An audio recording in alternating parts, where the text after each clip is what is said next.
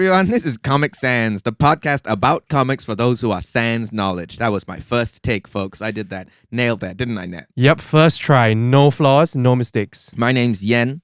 I read, write, consume, eat, breathe. You know, I'll say it, Nat. I'm feeling raunchy. I shit comics. Nice. Yeah, I do. That's Nice. me. And who are you? Do they come out the same way they go in? Panel by panel. That's wonderful to know. My name is Nat, and right now my right foot, is a mere 25 centimeters away from Yen's left knee, which means, folks, I'm very excited to announce that Yen and I are in the same room. Yen has traveled across the Atlantic Ocean and is now sitting in Badok, Singapore. Give him the full address. Give him the postal code. Everyone, we are in Badok. Everyone, please email info@andasproductions.com if you would like to visit my studio after a thorough background check. You're welcome to come. But he's here. The man is here in this room, and someone else is in the room. Roshan, our producer. Which, this is a feat. If it wasn't clear already, typically we are all geographically separate, but the spirit of Christmas has brought us together. And today, here we sit, mere centimeters from each other, fully capable of a hug. So, dear listener, you may be wondering why Nat's going on such a long tangent about why we're in the same room. And I've got the same questions. I have no idea why he cares this much. And I don't like that he's made it, a Christian thing, that we're here for the spirit of Christmas, and also in every other podcast, he complains that I'm dating the date of recording. Now he's telling everyone it is 24th December, because that's when we're recording this, folks. We are recording this at 11 p.m. on 24th December. We are just about to ring in I don't even understand the birth of baby Jesus. I don't even understand what the point of that lie was, because it's not even that far away. It's currently 28th December. And we are in one Badok. That's wrong. 16th floor. Just knock. I don't know which apartment we're in. Just knock the doors. You'll get to us. We've got a caller on line 1. This might not seem like a big deal to you, Yen, but to me, it's nice. It's nice that after 7 episodes of conversing through a screen, now there's nothing that stands between us. No, you're right, Nat. I'm underselling. It is true. Yeah, to the listener, this is the first time that Nat and I have met in person. Yeah. We've been talking on chat forums a lot. We actually met on Omegle, and neither of our faces were in view. You get the picture. So this is the season finale of Comic Sans. We're very excited. It could be the series finale. It could be. It could be the life finale. It could be. Us. That's what I'm saying. That's actually, you we picked don't up know. Exactly what I meant. This could be it. We don't know what happens tomorrow. No, we don't. We know? don't. Will this podcast ever make it on air? Will it just be for Roshan's ears only? Perhaps. That's a great movie name, For Roshan's Ears Only. What would it be about? It'd be about his freaking jabras that are taking up so much of the oxygen in this damn room. That he forgot to charge. These damn jabras. When I was a kid, what we had was Jabba the Hutt. And now these kids, they got jabras in their butts. Trying to listen to music through their colons. Anyway. This is the season finale of Comic Sans, and I just want the series finale. After that little tirade, I think we're done. We're good here, I just want to say, what a journey we've been on, Yen. I think for me especially, maybe you've not grown at all. I'm yeah, entering this exactly as I left it. If anything, you've gotten a bit meaner. But I think the growth in me is worth noting as we head into this final episode. I've learned a lot, Yen, I must admit. From you a little bit. From the comics, a lot. Damn. Just mind opened. Damn. From the writers, the illustrators, the colorists, the letterers. Look at me knowing all these terms. Oh, that's pretty good. That's pretty solid. That's a pretty huge change. And I think for anyone who has listened to this chronologically, I don't know if that's the case for anyone out there, but if you have, you might have noticed that, there's been a couple episodes where, I've really enjoyed what I've read. I've really enjoyed, for example, to name a few, Sandman was really good. Mm-hmm. I really enjoyed Watchmen. I really enjoyed. You like Saga? You liked Hellboy? I like Saga. Oh, Hellboy. Hellboy, I think, was the peak for me.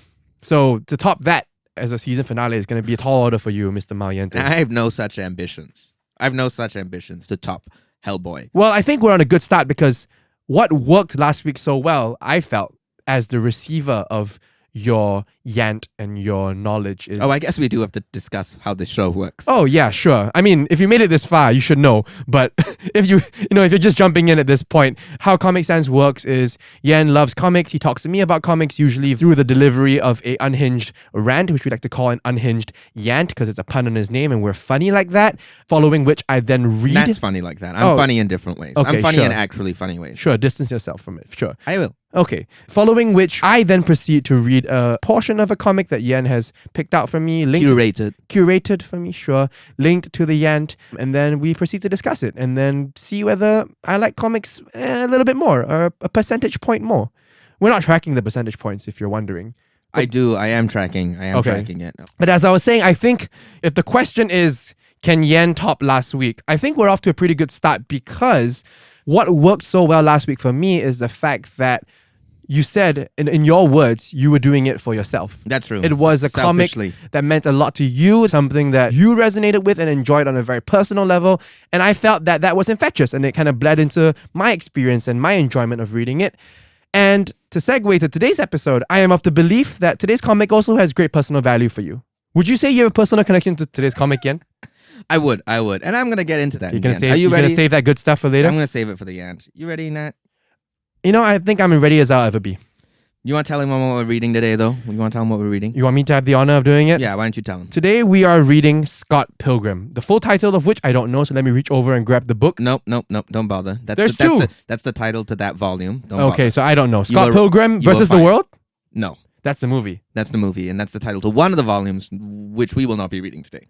Oh. Yes. Please tell me more. Yes. For maybe 7 or 8 years, Nat, on my birthday, I would watch Scott Pilgrim versus the World. I'm not big on birthdays, so I wanted something that would lift my mood every year, and Scott Pilgrim versus the World, directed by Edgar Wright, released in 2010, was just that thing. I believe you have joined me for at least one of those years. Indeed, that is correct. But I wasn't alone in loving this movie. Not in terms of the box office, with the movie flopping hugely at cinemas, one of the 2 biggest flops of 2010, but its longevity, which like many others, led me to reading the comic it was based on. This is one of those rare works we're going to talk about, Nat, which I went into knowing the adaptation first. And you do too. Yep. What do you remember from the movie, Nat? Michael Cera. Okay. Cool comic book effects things, okay. During the fight scenes. Okay. Cool fight scenes. Okay. Do you remember the plot at all? Vaguely. Yeah. I wrote down bet on Nat knowing nothing. I don't know why I make these bets with myself. Every single time I ask you a question, I write down a bet on what I think you know or don't. And every time I'm right. How much have you won on these bets? About $6,000 just going from my left pocket to my right. So the broad strokes of the movie and the comic plot are pretty similar. We've got Scott Pilgrim, a 24-year-old unemployed guy leeching off of his gay roommate. He's peddling nowhere, living in Toronto. And in Volume 1 and the start of the movie, he is dating a high schooler. Yikes. Everything goes topsy-turvy when he meets Ramona Flowers. But to get Ramona, he has to fight and defeat 7 evil exes. That's Scott Pilgrim's story. But what was a 2-hour film that we've both seen was almost a 1,000-page saga, printed and published over 6 years in 6 volumes from 2004 to 2010. What's special about Scott Pilgrim, Nat? Your guess is probably much better than mine. You are so right on that. Okay, so Scott Pilgrim is written and drawn by cartoonist Bryan Lee O'Malley, who has described Scott Pilgrim as sort of coincidentally coming out at just the right time. And I think that's something that's really critical to understanding Scott Pilgrim's long-lasting appeal and its success. It's its timing, its time, it's a product of its time, and it's a time capsule. It's not just, a case of this was cool in 2004 and now it's no longer as good. It's something that is exciting because of what it was and what Bryan Lee O'Malley was pulling from. So there's a couple major influences that make up this time capsule. The first up we have is its Japanese influences that go from the story's plot to its very presentation. Because if you look at the volume, look at the volume. Does it physically look like the other volumes we've been reading? Can you describe the volume to the listener? Well, now that you've mentioned the Japanese influence, it looks to me like a manga in terms of the size and the thickness.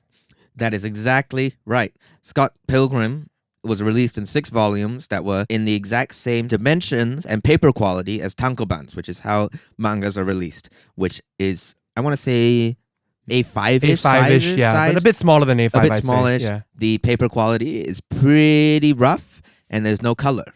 That's how mangas are released as serialized volumes. And maybe we'll talk about manga in season 2, Nat. Oh boy, oh boy. Little teaser for you folks. It is not the series end after all. If it's not our life finale, we may get to manga.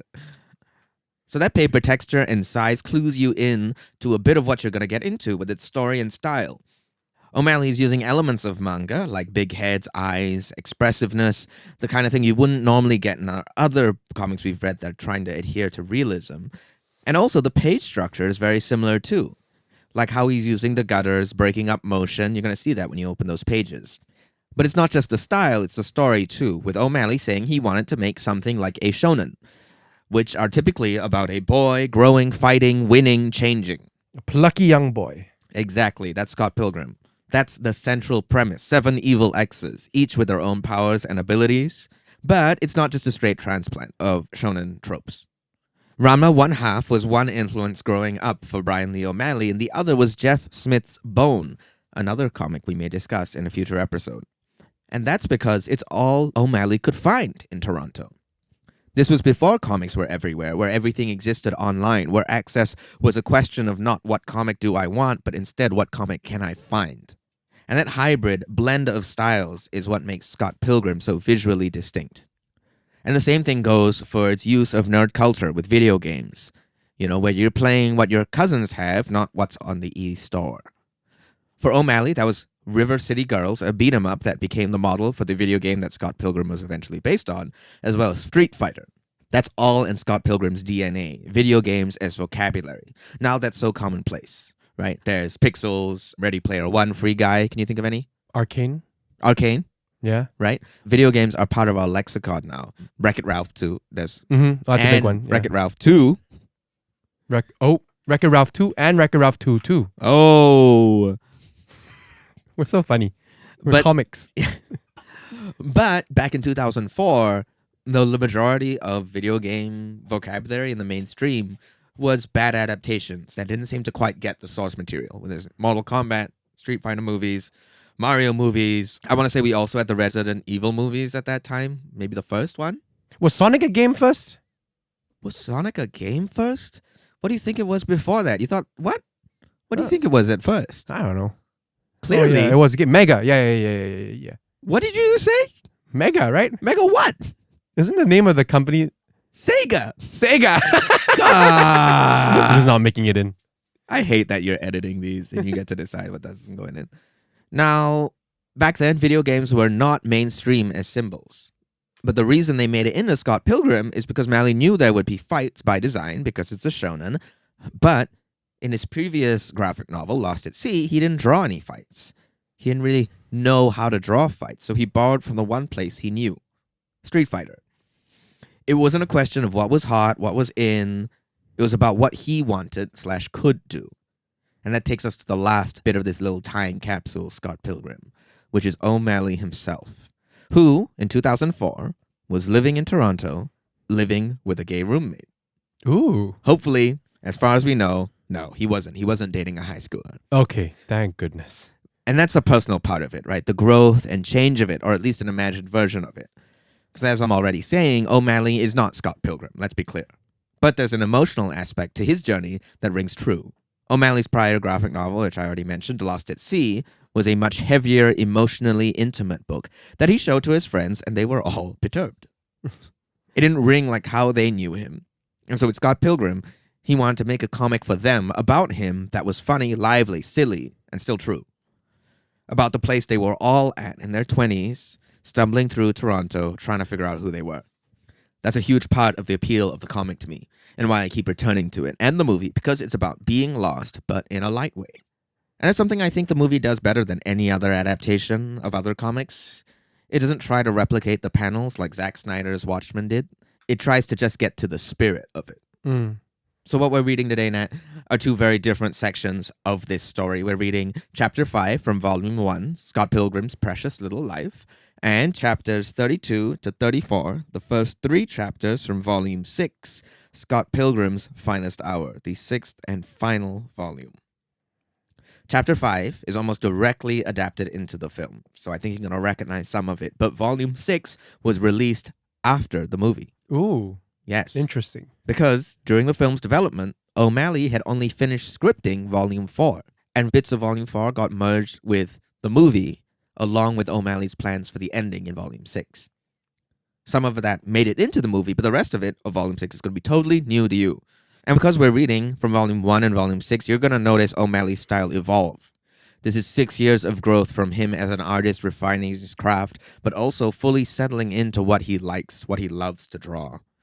There's change across the books, but the spirit of it remains the same. I don't watch Scott Pilgrim on my birthday anymore. I've grown, like O'Malley has. My tastes have evolved, and I've changed. But my love for that movie, and for this comic, that stayed. The spirit remains the same. Wonderful. Thank you, Yen. And so just to reiterate to the listener, we are reading Chapter 5 from Volume 1, and we are reading chapters 32 to 34 from Volume 6. We do hope you can get a hold of it, and you can read along with that. It's important to note, I do want to point this out, is that O'Malley was replicating the style of the tankobans, which are usually combined versions of chapters that were released in the serialized magazines Shonen Jump. But in this case, he did release it as 6 discrete volumes. And so the chapters were not things that were coming out one at a time. Right. The volumes were coming out one at a time. Okay. And the chapters are just neat little breaks for him. They're not evenly paged. They're not something that somebody was reading weekly. He's just emulating that style. Chapter 5. Everything's starting to get complicated. Hey, ooh, big kiss. Smoochy smooch. Is she the high schooler? Yes. Yes. They got a girl drummer. She's 8 years old? Oh my. I hear they discovered her at the Pacific Mall arcade thing. I really remember nothing from the movie. Oh, what are these character labels, huh? Knives Chow. 17 years old. Status, totally crazy. And she kisses him again. Everyone, this is Ramona V. Flowers. Age unknown. Status, Scott is an idiot. Very aggressive staring. Lots of motion lines. Stare, stare, stare, stare. Oh, all stare. All staring at me. Oh, they're all staring at Scott, not me. Good evening. I am Crash, and these are the boys. Is that girl a boy too? Someone shouts from the stands.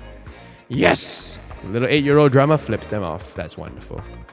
This song is called Last Song Kills Audience, and it'll be our last song tonight. Good luck, eh? Thanks, Joe. Good luck. That's my 8-year-old voice. Good luck. We are sex. We are sex. Bob-bomb. 1, 2, 3, 4. Oh yeah. I hear poison, poison.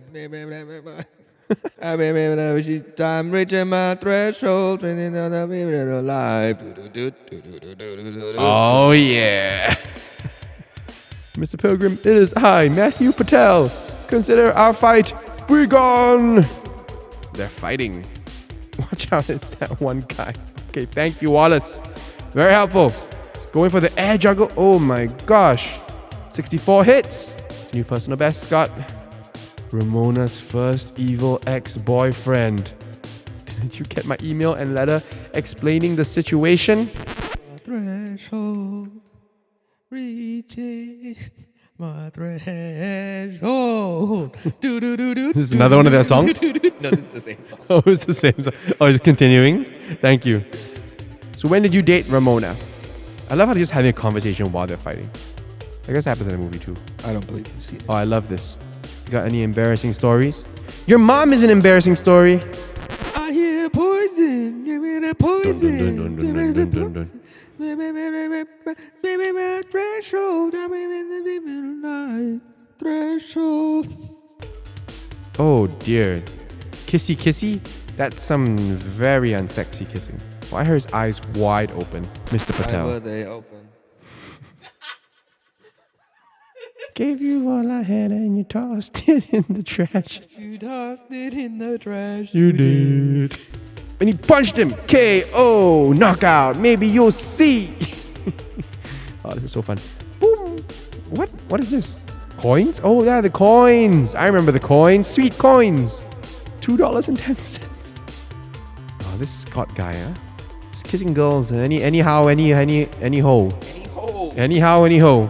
I guess you have to fight my 7 evil ex-boyfriends. If you want to like date me, you dated 7 evil dudes. Not all at once. Yeah, that makes it so much better. Thank you, Ramona. Nice. Finished it. And now we're reading. What am I reading for this one? Scott Pilgrim in his finest hour. Please sleep with someone, Scott. You're getting very boring. Wallace, on guy. Aw, poor Scott. All alone looking at the night sky. Looking up and what comes down? Oh, girl with wings. With a sword. And she's gonna stab. Oh, she stabs him right through the heart. And it's all a nightmare. Of course it is. Knives. When did you turn 18? My thoughts exactly, Scott. But also like, she goes around with a sign that says 18 years old. Sketchy ass 24-year-old point. I love that label pointing at Scott. Do you want to have sex? I think we should have sex. Casual sex. Memory cam. Love it. Scotty, you're so hot and sexy. Oh, hey, thanks. Smooch! They kiss again. They kiss again. Oh dear. The lips part and why is there a connecting piece of saliva? But it was horrible. Big text for everyone, and that includes you. Me? Me. Yes, me. It was horrible for everyone involved. Thank you. Who's the writer? Thank you, Bryan Lee O'Malley, for thinking about me. Hey, chapter 33. She says what she means. Some random guy at a party, thank you for the label, says to Scott, "What's up?" Scott doesn't know what he's doing at this party. How did you end up here? Envy Adams was at the party. Apparently she looks amazing, according to Monique. Oh, and now we see Envy Adams. A whole spread. The perfect woman. Bust, 999. Waist, 999. Hips, 999. I'll have what I have. I'll have what I'm having left. I'll have what I have. She walks into the party. All eyes are on her. And here saunters up Scott Pilgrim. Envy Adams, partying with mere mortals? Oh, she whips around. Why don't you go back to Montreal? This guy's saying. Oh, I love it. Break the fourth wall for O'Malley to tell us, "We'll spare you the embarrassment of witnessing the rest of this awful spectacle. Turn the page." I'm scared. That's a page turner if I've ever seen one. A literal instruction to turn the page. Oh, it's nothing. He really does skip past the whole incident, so he just moves on. Phone call. Envy calls him. "You can buy me a coffee." Ooh. And now they're in a coffee shop. How's Ramona doing? Ha ha ha ha. "You make me out to be some kind of villainess," says Envy. "We were practically kids when we dated, Scott, and it's not like you were some paragon of virtue." And Scott with his anime eyes. "I was such a paragon. I was such a paragon." So do you think we're going to get back together? What, me and you? Or maybe just have casual sex? What is with Scott's obsession with casual sex? Oh, Scott's like me. He doesn't remember anything. Scott says, "Well, I remember you breaking my heart. The feeling is somewhat mutual." And then Scott ran away to hide forever. Oh dear. Now he's at Kim's parents' house. That's nice. Getting away from everything. A wilderness sabbatical. I don't think I'm ready to be a grown-up. You and me, Scott. You and me. I don't think you are either, buddy. Thanks, Kim. But hey, you'll get it. Just takes practice. Oh! And he kisses her too! Kissy guy. Kissing everyone. Oh. Her eyes open wide. But then she closes her eyes. And she kisses him back. Pushing him away. What? We can't. Things were always so complicated with Ramona. You're so, uncomplicated. You've been the one constant in my life, doesn't it make sense? It does, Scott. It makes sense. It makes sense, my guy. Aww, he broke a heart in high school. And what? It's the nigger Scott? Is he fighting himself? I just need to kill him so I can forget her and move on. And Kim screams, but if you keep forgetting your mistakes, you'll just keep making them again. So true. So much wisdom. It's better than having to live with myself. Oh, poor Scotty. He's about to get punched by himself, or the version of himself, and then he flashes to a memory of Ramona in a bra. His eyes open wide. And it's just more memories of Ramona. Looking, drinking coffee, smiling, laughing. Left profile, right profile. Hair over her eyes. Ramona. What just happened? Did the bad Scott go into Scott? Did they fuse and become one? I remember everything. I wish that was me. I wish I remembered everything now. Fight for her. Earn her back. And then she gives him a little smick on the lips. Nice. He's standing on top of a bus. Scott Pilgrim is coming home. And this time, it's personal. Welcome back, Nathaniel. Well, I never left since we were all in the same room. Oh, as you like to keep talking about. Really, I don't You know, get it. I just gotta say, I don't like reading in front of you as you watch me. I like it better when it's on Zoom, and then I can just take off my headphones and not listen to you judge my reading abilities. I've got to say, I feel like me being in the room while he's reading this has severely affected the reading experience. For me, or for you? For everyone involved. I think it was worse for everyone. For the audience, for you, for me, for Bryan Lee O'Malley, Well, for thank fictional Scott Pilgrim. Well, thank goodness you're going back to the US soon, huh? I'm gonna change my flight, dude. I'm gonna fly earlier. Good riddance. I'm gonna go straight to the airport from here. Shall we talk about the book? Let's talk about it, Nat. Based off of your read, it seemed like you were extremely confused. I was. You know what, folks? That was my fault because I forgot that Nat's literacy is extremely poor and his memory retention is even worse. So I assumed, knowing that he had watched the movie, that he would remember just the barest inklings, such as the name Scott Pilgrim. But it seems like that was too much for everyone. That was too difficult. If I might draw from a plot device used in this book, my memory cam's memory card, 256 megabytes. Very small. And the memory of this movie has since been replaced by more important memories, like my wedding. Okay, show off. What is that? What the hell is that? Hi, producer here. I just want to pop in and say, Nat, you know what happened to the last few wife guys on the internet? Oh, let's get him! Let's get him! Oh man, I can't wait for Comic Sans when it's just comic and it's How me just dare talking to you you. and Sans is gone. And then SNL just does you on a couch. I don't get the reference. Never mind. You know, Do you folks, get the reference? I've SNL never. did a Try Guys bit. It would be me and Yan sitting on this very small couch you've trapped us on. Yan's looking upset. I'm saying, oh, well, you know, it's a shame about Nat. The next few episodes will be me redubbing all your lines, pretending I don't know as much. I'm mad. You know, folks, I don't know anything about the Try Guys. I've never watched them. I'm never going to try them because that's their job. Nobody's paying me to try I'm stuff. never going to try them. I'm never going to try the Try Guys. That's what they're paid to do. I don't go to the fireman and light them on fire. Yeah, so my memory's not the greatest, and I surprised myself by how little I remember from the movie because I was very confused reading this. Thankfully, Yen was in the room to clarify many things for me, which you wouldn't have heard because we edited it out. But, I think I caught up to speed vaguely, and I understood about 80% of what I just read. Folks, you're not in the room with us. This is an audio medium, so you can't see the look I made into the sunset as Nat was saying that, trying to imagine myself riding off one last time to escape him. Okay, Nat, let's talk about it. It was okay. Well, thanks, folks.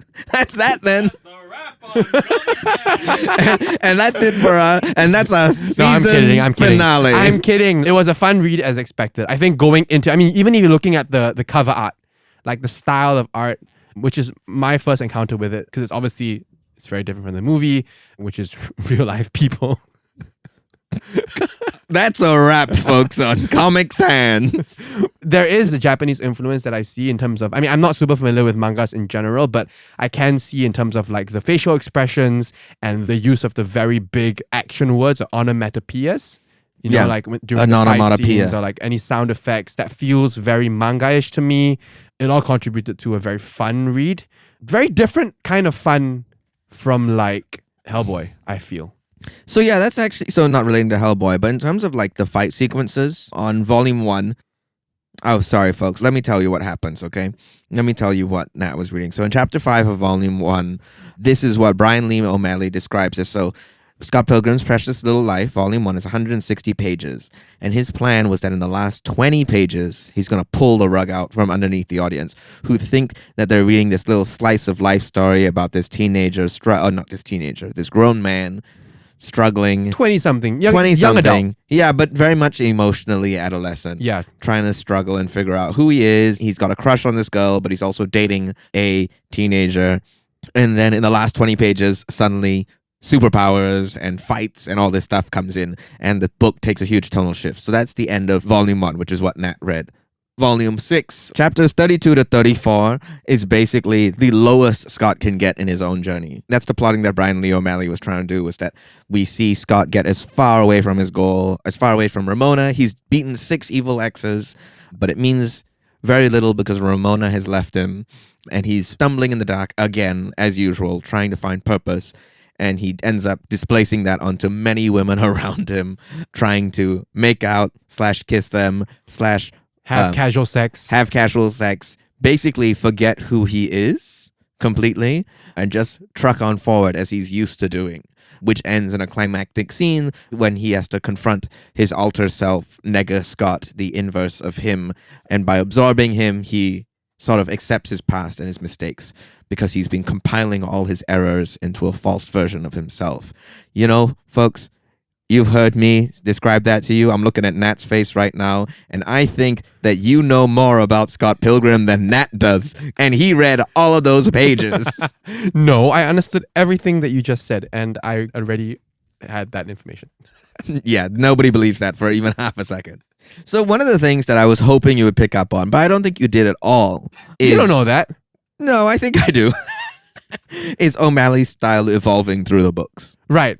Okay, no, I didn't. Yeah. Please and so that's me. part of the reason I actually chose these 2 volumes, is because the big fight at the end of volume 1 was basically O'Malley's first time drawing a fight sequence. When he's fighting the first evil ex-boyfriend, who's a bit of a magician character. Mm-hmm. And this is the one where he's Matthew Patel. And this is the one where he specifically just had to pull from Street Fighter because he didn't know what else to do. Right. And you'll notice that most of those panels in that fight are 2D. And they're very expressive and they're very exciting, but they are fighting in a profile. There's not much depth to those panels because he was working with what he knew, which was the vocabulary of Street Fighter, which is 2 characters standing side by side. Oh. But when you get to volume 6, you know, this is 6 years later, this is 2010, 2009-ish, the fight with Nega Scott is very, very different. Right. It's pretty epic. It's pretty epic. It's moving in 3 dimensions. Scott is leaping all over the place. The motion lines are very, very... dynamic? Yeah, they're very dynamic. He's playing with silhouettes. He's playing with sound effects. The sound effects alter the shape of the page. There's a lot of things going on in that fight that are very different from what he's learning at the start. Because at the start, he's still emulating, I think. And this is what I'm gathering from some of the things I've heard him say, is that he was still sort of using the vocabulary, but hadn't figured out how to really weaponize it. And by the time we get to volume 6, he's completely owning it. He's taking it to its own extremes. He's doing it as he likes. The paneling is really interesting. It's really creative. Tell us about the panels. Yeah, I mean, like, you know, we've talked a bit about certain comics that, which is the one that has the 6-panel page? 9-panel page? Watchmen, right. So a very formulaic, a very rigid structure. And we've seen other comics that collapse panels or have full-page spreads or 2-page spread. But this one, I think what's really creative is most of the time, the panel lines are diagonal.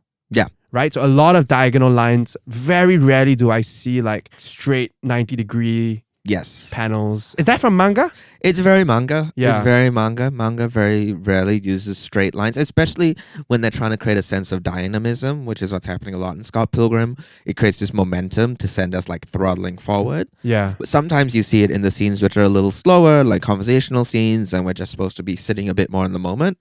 But the sharp lines, the diagonal lines, are meant to guide the eye further, right? Speed up the reading process almost. Yeah.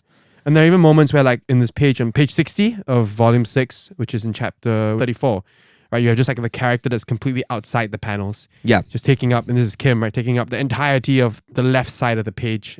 Just a character outside the panels entirely. And more than that also, and this is something I didn't talk about in the Yant, was that actually, and I don't, I want to take another bet that you didn't notice this, Sure. that Bryan Lee O'Malley paid a lot of attention to fashion. So characters are rarely dressed in the same outfit, which is pretty unusual. We're used to a bit more of a Dexter's Lab kind of scenario where the character's wearing the same thing in every single scene. Or like Ash Ketchum. Or Ash Ketchum. But right, in this scene, we're bringing attention to the fact that Kim is wearing something totally different. And so we've moved through time and space. This is not the Kim that we knew from before. Yeah. She's in a different setting. And it's the same thing when Envy enters the scene, right? Where Envy's wearing this very like sleek. I don't want you to describe it. Yeah, I'm looking at your face and I don't want you to describe it. I think that's one of the main things about comics. Voluptuous? Is okay, I'll take that. That's about as far as you can go. Yeah. That's enough from you over there. Yeah, and so there's a lot of like fashion things going on. I think you may not notice this with Knives, but I think it's particularly important for Knives. She reappeared as the 18-year-old, right? Yeah, right. And Knives' journey is kind of one of the things that I really like a lot more about the comic than the movie, because the movie just simply didn't have enough time to get into it. Whereas Knives comes into her own a lot more in the comic. She's less of a prop for Scott's growth. Right. And part of that is what she wears. At the start, she has her own sense of style, which is partly her high school uniform. Let's really not dwell on that too much because it's pretty gross that Scott picks her up from high school. And doesn't realize she's a high schooler? He knows, but he doesn't recognize that there's a problem. Because that's another thing that I like about the comic that I think the movie can't get into as much, is that Scott is a very problematic character. Yeah. And that's part of why I picked chapters 32 to 34, because that's when Scott really is at his lowest and has to confront who he is. Something that doesn't actually happen in the movie so much. Well, Knife starts out in her own outfit, and then by the time you encountered her in chapter 5, she started dressing like Ramona. Because she's noticed Scott's attention towards Ramona. Right. And she gets a haircut as well and dyes her hair.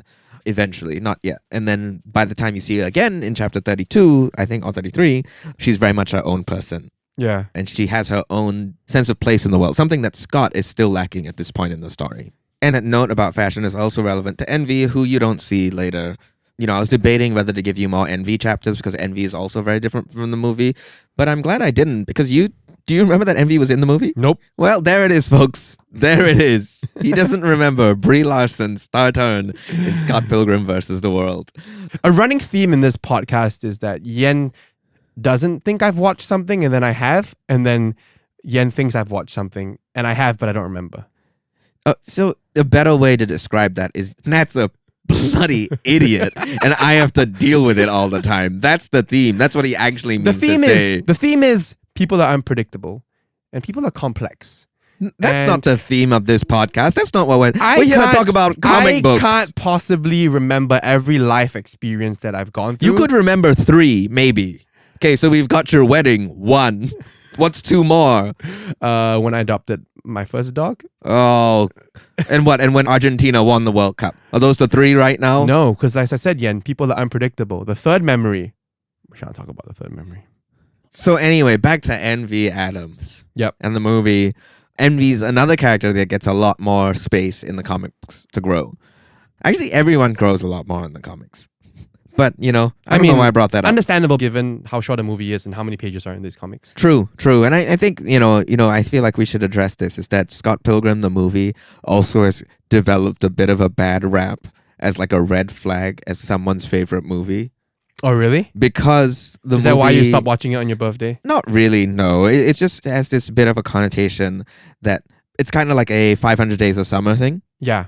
right? Where if it's your favorite movie of all time, you're either empathizing, you're really you getting identify. it, you're really identifying with it, possibly without understanding it. Right. Because the point of both of those things is that the guy's a jerk. Like you think that they're romanticizing or glamorizing Yes. that male Yes. character. And if you look at chapters 32 to 34, it is impossible to see Scott as an actually good hero In the comics. in the comics. But that doesn't necessarily that does come- not yeah. necessarily come into the movies, but in the comics it's very explicitly addressed, especially with his confrontation with Nega Scott and Can absorbing. you remind me, is Nega Scott featured in the movie? Yes, but it's used as a funny bit where Michael Cera and him face off and they're like, oh, it's time, and then they walk out and they're talking about how much they have in common. Oh, And they that's agree very different. and they That's agree to very, get very they agree different. to get coffee or pizza or something the next day. And it's a really, really funny bit that captures sort of the humor of the comics, And I but guess it's totally different. the final outcome is similar in the sense that they make peace with each other, right? And they kind of A little bit, come into yeah. one yeah. in that sense. But Yeah. it's very different here where it's a physical It's a moment. embodying Yeah. where the Nega Scott goes into him, he takes him in, and there's a corporeal coming together. Yeah. So I don't know about you, Nat, but when I was rereading it, I found this really funny. It's like jokes aplenty, and some of those jokes are pretty unexpected, including direct addresses to the reader. Oh yeah, there are lots of those. One of the recurring jokes that I find pretty funny is the characters being labeled, sometimes giving their stats. So Nat was reading it, Envy's stats, and it's their measurements, and they're all 999, which is also not really how measurements work, but that's the joke. And also there's young Neil, and his label is not really very young. One is Kumo, guy at a party. And in another volume, not in this volume, Kumo, I don't know how to say it. Kumo's label is Kumo knows everyone, including you. And that haunted me for like the next 6 pages. The Kamo knows you. Yeah. And there's that similar bit, right, when Knives and Scott make out, and it's just this awful saliva trail kiss. Yeah. And it goes, but it was horrible for everyone. And 4 is above Including Scott, and you. everyone's above Knives. And then at the bottom of the page in small text, it goes, and that includes you. Yeah, it was pretty horrible. The humor is definitely there, and from what I recall from the movie, that humor does also carry on in the movie, but obviously in a slightly different form. I don't think they break the fourth wall as much in the movie, do they? There's little things like the video game Yeah. thing. So like a lot of gags that come from volumes that aren't even actually in the movie are there. So like one of them is Michael Cera going to pee, and then there's like a urine bar and it goes down as he's peeing. Some jokes from the movie are direct word for word from the comic, which is pretty rare because normally that sort of stuff doesn't translate. Yeah, there's some pretty like clever quips that I enjoyed. I can't remember the. Can you pass me the other one? One of the famous ones that also Nat didn't read is Scott saying he could eat garlic bread forever, and Ramona saying you can't, bread makes you fat. And Scott says, bread makes you fat? And that's the whole bit. I think the one I'm recalling is in Kim's house. Wait, let me find it. Okay, well, as I was looking for some of these comical moments, I stumbled upon this very not comical moment, but I think I want to talk about it, which is this section where Scott goes to Kim's house. Yeah.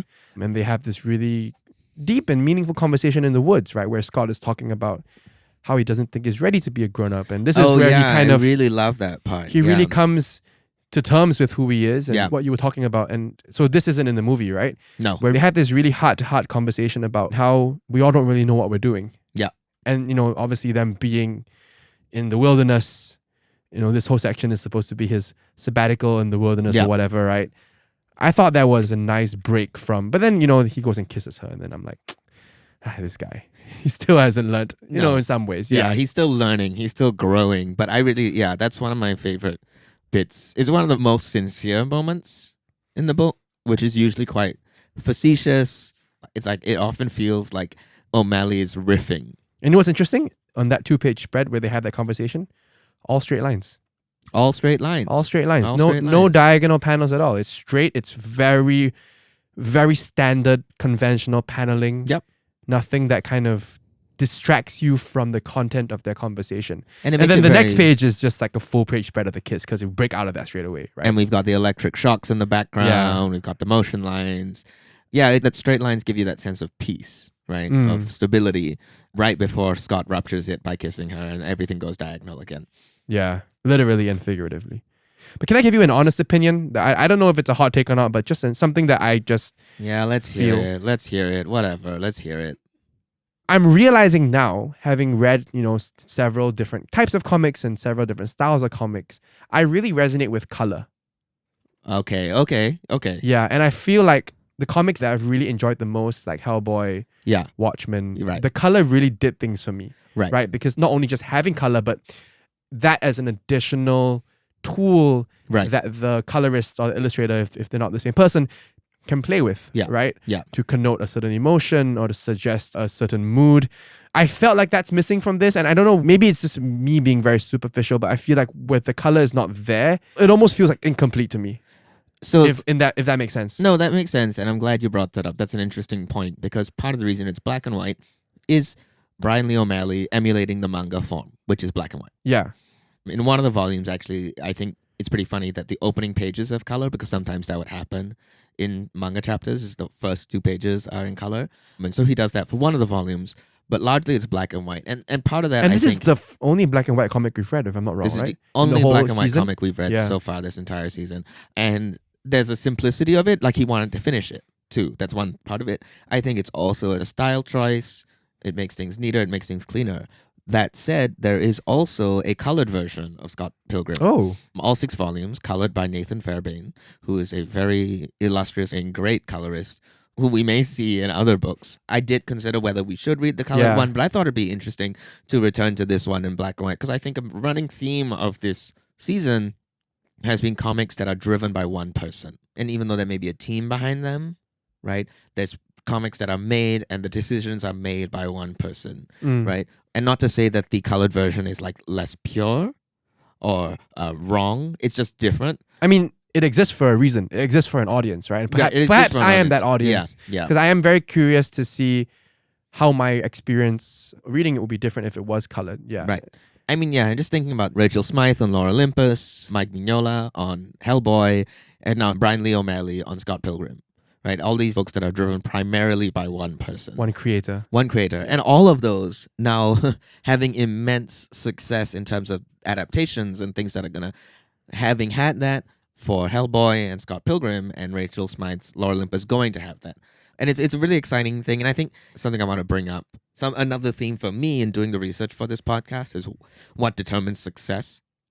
Yeah. Because, you and I are both creatives. Yep. And we're both thinking about what are we going to do with our careers? How Yeah. are we going to find the success we're searching for? Whether that be financial or creative, whatever. And in so many of these cases, I mean, thinking about Mike Mignola on Hellboy, right? Naming a character that he's doing these sketches and calling it Hellboy and thinking it's funny. Yeah. And not even realizing that he stumbled onto what's going to be the biggest thing of his career. Stumbled into gold. Right? Same thing with Laura Olympus, Rachel Smythe opening up the Webtoons app and seeing she has 7 comments and being like, oh my gosh, that's so exciting. 7 people have read my comic. Mhm. Now we've got 1 billion views on it.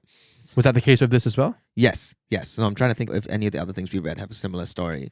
Sandman, to some extent, had a similar story where nobody really knew whether Neil Gaiman had what it took until Death first appeared in the book. And that's when it's like, okay, now he gets comics. Yeah. Right? And so there's this kind of growing in public thing that's happening, and it's very, very prominent in Scott Pilgrim, where the first volume, the pre-orders were under 1,000.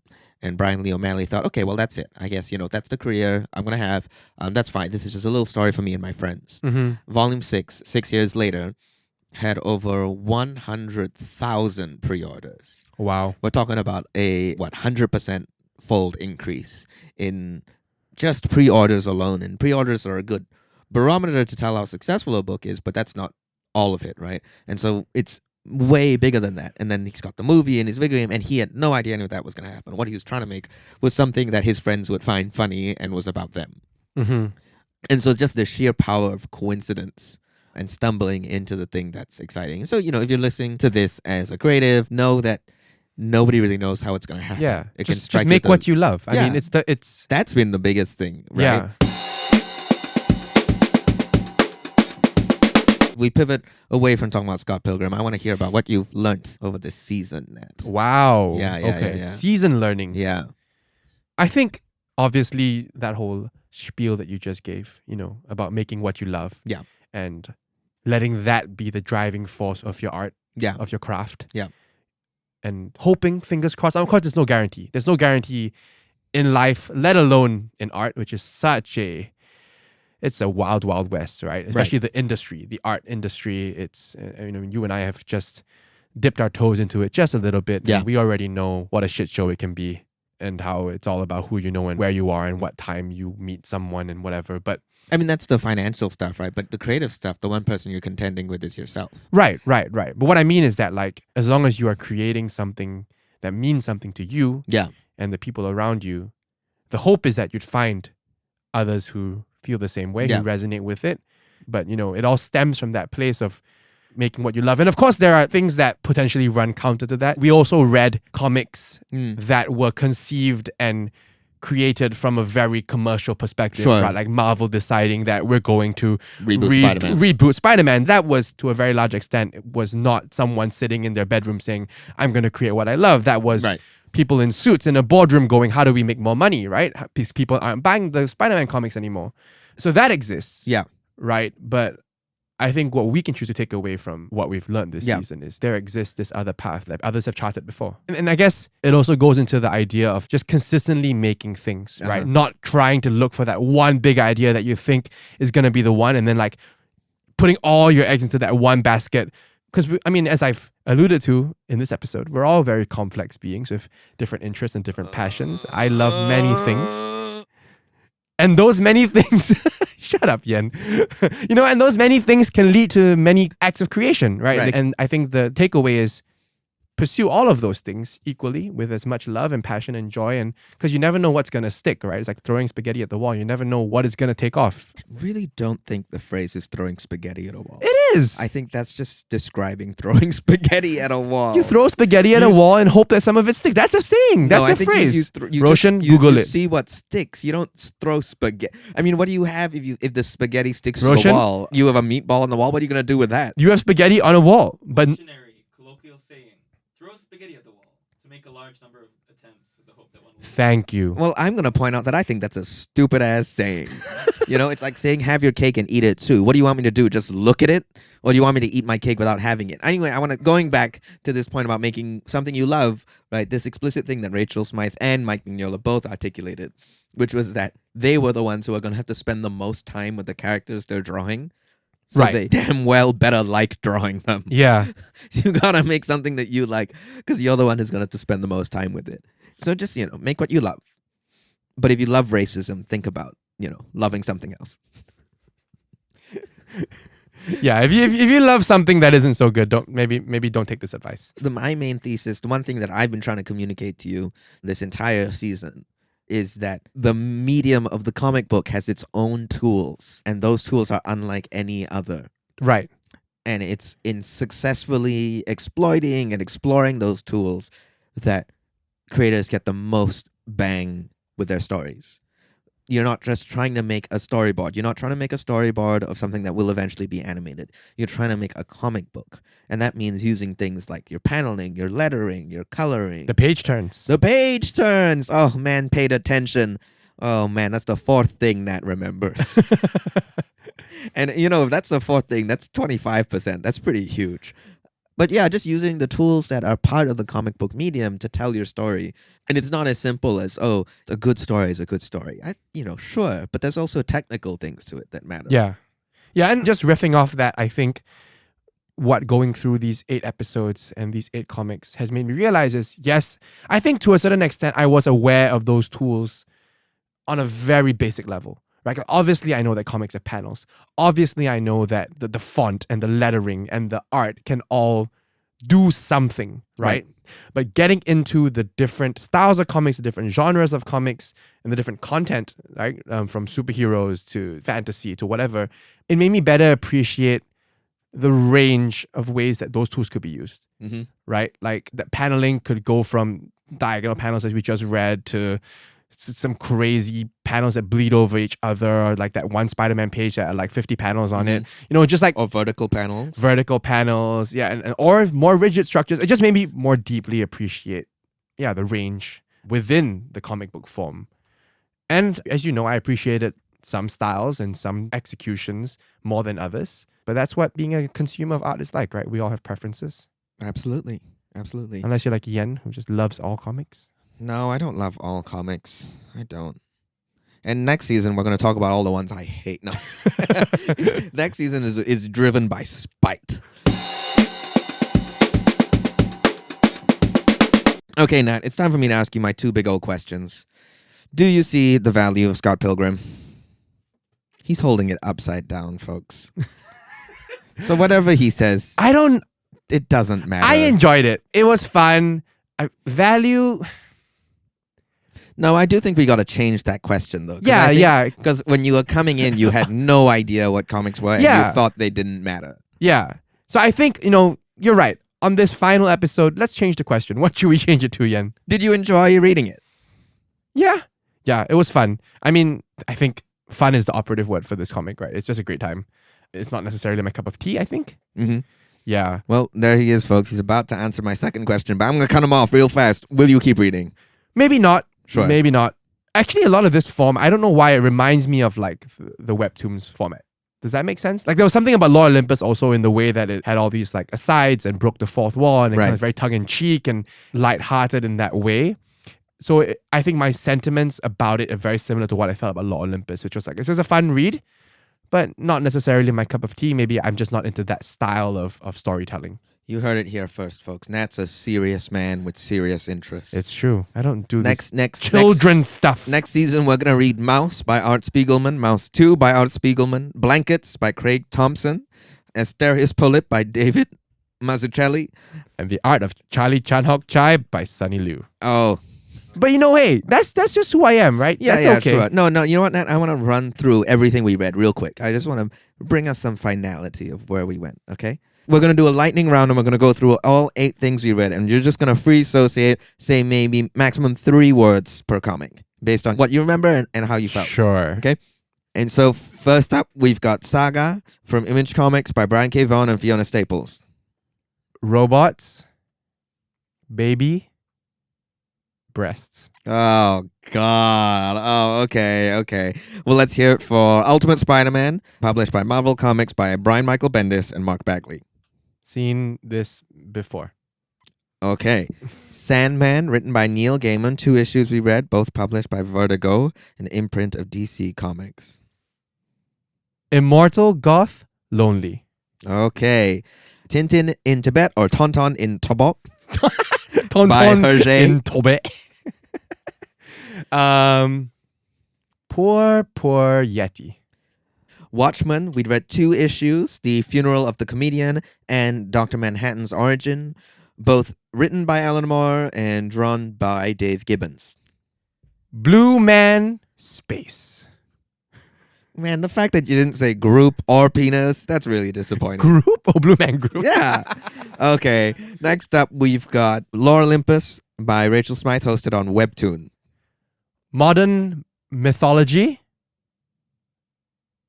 Horny. Oh. It has to be said. No. It has to be said. No. Oh, I'm so sorry. Don't folks. deny I'm that sorry. it's not right I'm there. sorry you worked your way all the way to this, and then you gotta hear Nat say horny. Some people want the horny, and that's okay. There's Some no people shame. like you, nasty man. Hey, maybe so. No, don't say that. Okay, deny it. I preferred it when you denied it. Okay, next up, it's Hellboy. We read The Corpse, A Box Full of Evil, and Pancakes, all drawn and written by Mike Mignola.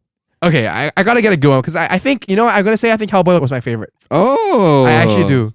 So I'm gonna put a lot of thought into these 3 words. I'm gonna say gravity in Pancakes. Okay. You know, to the listener, just in case Nat tries to edit out the silence, it took him about 3-4 minutes to get there of just staring into space. Okay. I was trying to think of. We are at the final one. Can I elaborate on that one? Yeah, let's hear it. I just wanted to capture that. What we talked about, right? The juxtaposition between the lightness of like the jokes of the pancakes and whatever, but then it's still very heavy material. It still has substance and gravity to it. That was what I was trying to get in 3 words. Okay. Sorry, I'm not creative with words like you. I don't forgive you. And we're on the last one, folks. Scott Pilgrim, several chapters, written and cartooned by Bryan Lee O'Malley, published by Oni Press. Don't remember movie.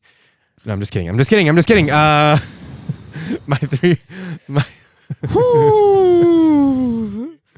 Man, the air in this room dropped by like 5 degrees when he said that. I just want to say that Yen, throughout the course of the recording of this episode, has slouched so far down on my couch that I think he's almost horizontal. I'm approaching 180 degrees, folks. My 3 words for Scott Pilgrim: witty, action, adolescence. There it is, folks. Those were our 8 books that we read. We hope you enjoyed reading them too, if you read along. We hope you enjoyed listening to us, as unlikely as that may have been. As unlikely. But hey, we got to practice what we preach. We're not making this for anyone except us. That's true. I'm not even making it for Nat. Because we enjoy making this, right, Yen? Yeah, I enjoy making this. Yeah. So, if no one listens, that's fine. We're not going to cry. Yeah, but I do want to pick up a lesson from Rachel Smythe, thinking about who I have to spend all the time with, right? Like, she has to spend all her time with Hades and Persephone, and I'm going to spend all my freaking time with this guy, and I can tell you, I don't like it for one bit. So we'll see you in season 2 when we've recast Nat or me. Yen is leaving the show, and we are replacing him. It's because I cheated on my wife. I know something about the Try Guys. Yen decided to give cheating a try. But I still won't try the Try Guys. That's their job. Because that's their job. And that's a wrap on 8 episodes of Comic Sans, folks. That's season 1 for you. We hope you've enjoyed listening to it. We've had a lot of fun making it. Sometimes a little bit more fun than not. What's that mean? I'll leave the connotation to you, folks. If you enjoyed listening to this podcast, we would love it if you'd let us know. I mean, I hope give the actual email. Give the actual email this time. info@andasproductions.com. But that aside, I hope by this point we've started some sort of social media. If we haven't, then that's on us. But if it does exist somewhere out there, drop us a nice note. Let us know you enjoyed the podcast, that you learned something about comics or about anything, really. If you learned something about dogs, if you learned something about football, if you learned something about how audio is recorded onto a computer. Yen, did you learn anything about that? I learned some stuff about the Try Guys. If you learn anything about anything, really, even if we didn't teach it to you, even if after the podcast you saw something on YouTube and you learned it, just let us know. Yeah. Because I think, by some association, we were responsible for that. 100%. 100%. If you got other comics you want us to take a look at next season, send an email to info@andasproductions.com. I'm never reading a comic ever again. Thanks for listening, folks, to Comic Sans, and we'll see you on the next page. Well, maybe the next issue. We'll see you on the next issue. Thanks, Nat. You've learned so much. You're welcome. See ya.